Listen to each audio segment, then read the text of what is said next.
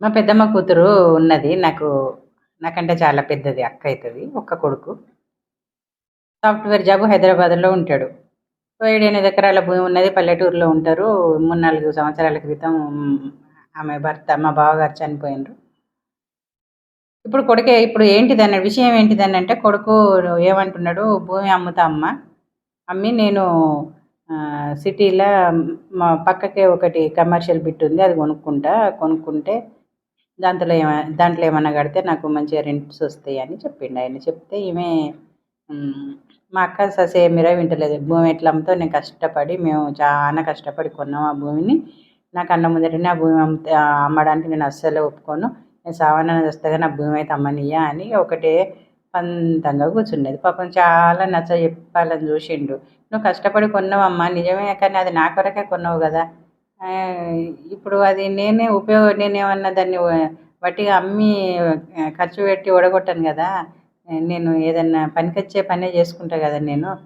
చెప్తున్నా గదా నీకు" అని ఎంత నచ్చజెప్పినా గానీ అస్సలే వింటలేదామె. వినక ఇద్దరు మాట మాట పెరిగింది. ఇద్దరు గొడవ పడ్డారు. గొడవ పడి ఇగ అతను కోపంగా వెళ్ళిపోయిండు. అప్పటినుండి ఓ ఫోన్ లేదు, ఏం లేదు. ఇగ ఈ మా అక్క ఏమో ఇన్ ఇగ అందరితోటి మా కోడలు మా కొడుకును భూమి అమ్ము అని మా కొడుకుని తోలింది. ఇదంతా మా కోడలే చేస్తాంది అని ఆ కోడల్ని ఆడిపోసుకుంటూ అన్నీ వచ్చిరాని మాటలు వాళ్ళతోటి వీళ్ళతోటి మాట్లాడతాంది. ఇది ఎంత అవగాహన లోపం అనంటే హ్మ్.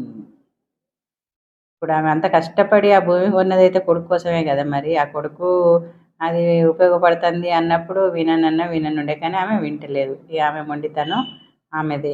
ఆ కొడుకు ఫోన్ చేస్తలేడు, వస్తలేడు. ఇద్దరి మధ్యలో ఇంకింత దూరం పెరుగుతుంది, కోపాలు పెరుగుతున్నాయి గానీ తగ్గుతలేదు. ఇది కరెక్ట్ కాదు గదా! ఇద్దరు కూర్చొని మరి ఏం చేద్దాం అనేది ఆలోచించుకోవాలె. కుటుంబ సమస్యని అట్లా పరిష్కరించుకోవాలె గానీ ఇద్దరు సాగదీసుకొని కూర్చుంటే వట్టిగా మనస్తాపమే కదా ఎవలకైనా గూడా. ఇప్పుడు ఇటువంటిదే ఒక సమస్య వచ్చినప్పుడు ఒక తల్లి, కొడుకులు ఏ విధంగా సమస్యను పరిష్కరించుకున్నారు అని ఆహ్, పరిష్కారం అని ఒక కథ. ఈ వీడియో టైటిల్‌కు పైన లింక్ ఇస్తా చూడండి.